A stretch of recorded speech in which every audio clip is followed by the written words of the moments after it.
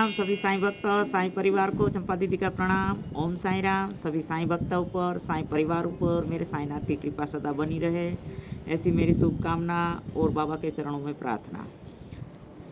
सभी साईं भक्तों का कमेंट आ रहा है कि दीदी आप थोड़ा गुरुवार बाबा का हम कैसे करें, हमें गुरुवार कैसे करना चाहिए।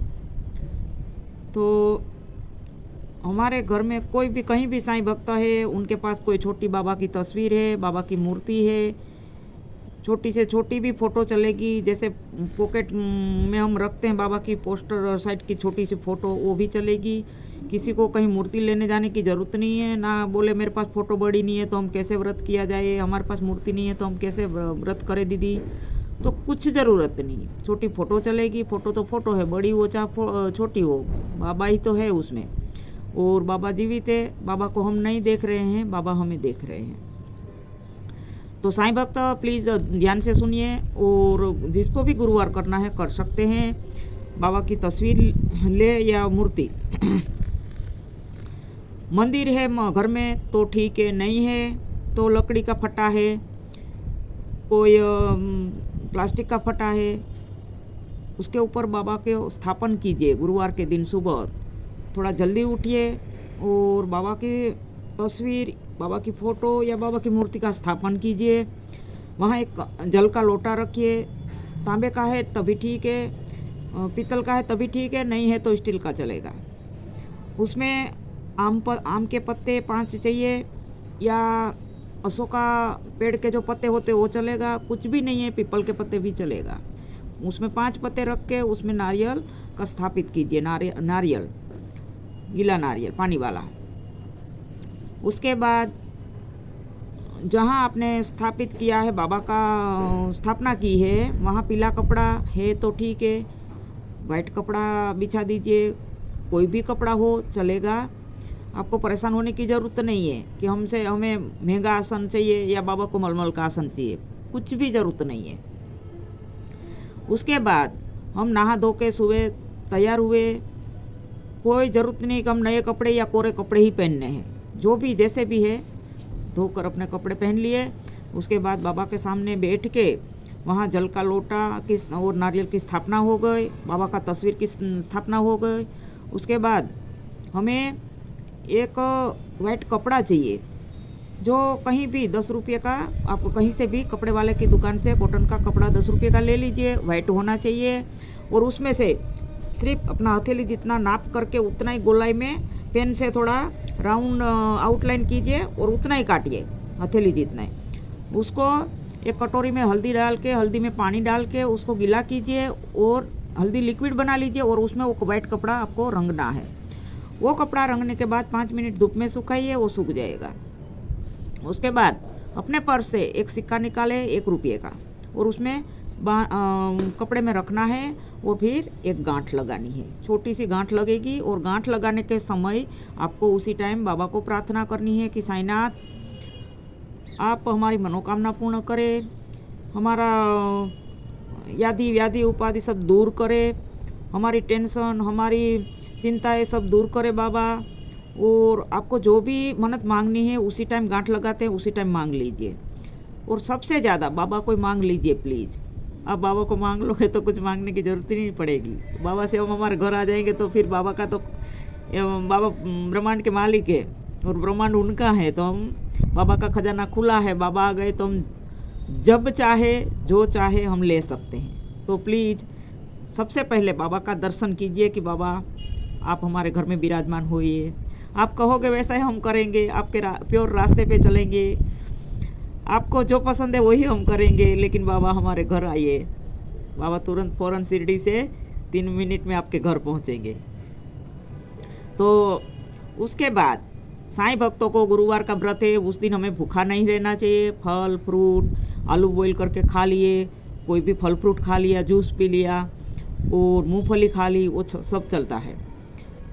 साबूदानी खिचड़ी खा ली, लेकिन हमें सिर्फ अन्न नहीं खाना है। गुरुवार को हमें अन्न नहीं खाना है, लेकिन भूखा भी नहीं रहना है, क्योंकि बाबा अपने बच्चों को, अपने भक्तों को भूखा नहीं देख सकते।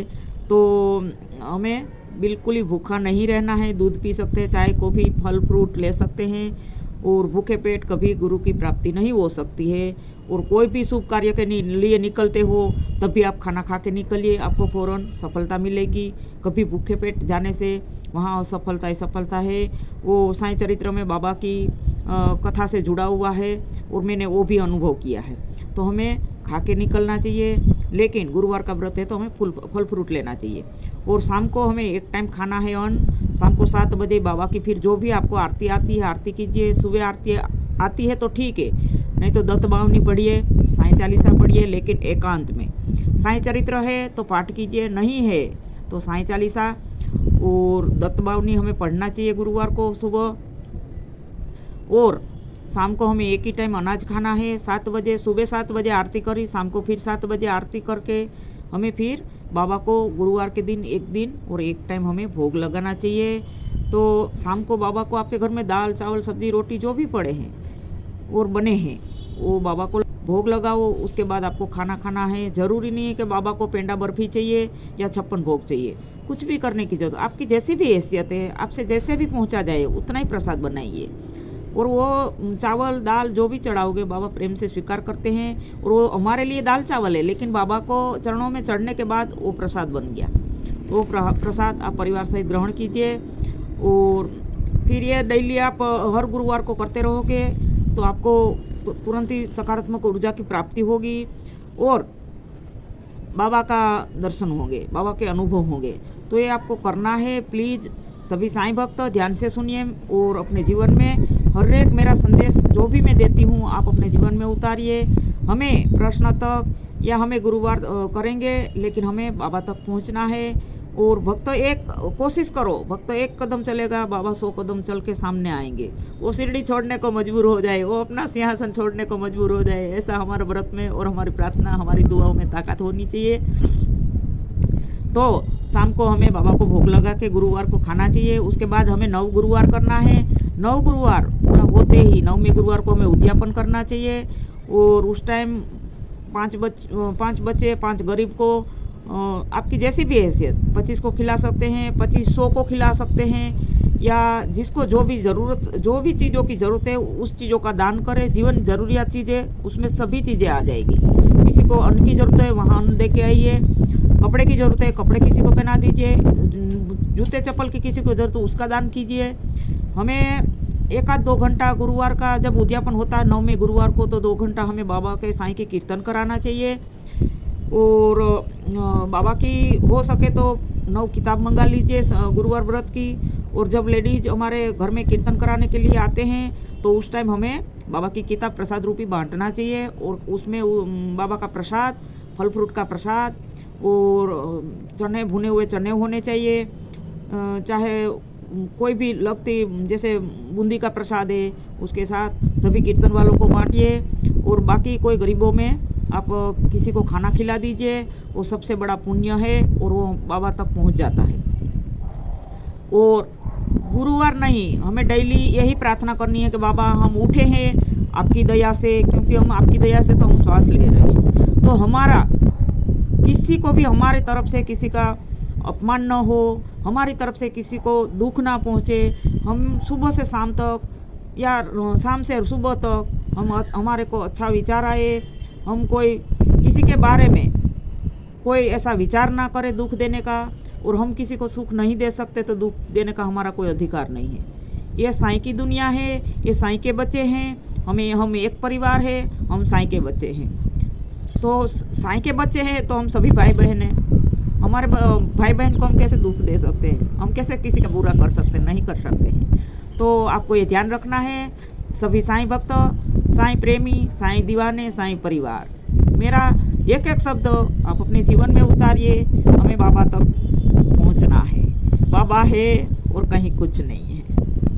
साईं ब्रह्मांड का मालिक है, वही विष्णु का अवतार है। वो मैंने उनको देख लिया, वो ब्रह्मांड का मालिक है ना, फिर भी आज वो फटे कपड़े में बैठा है।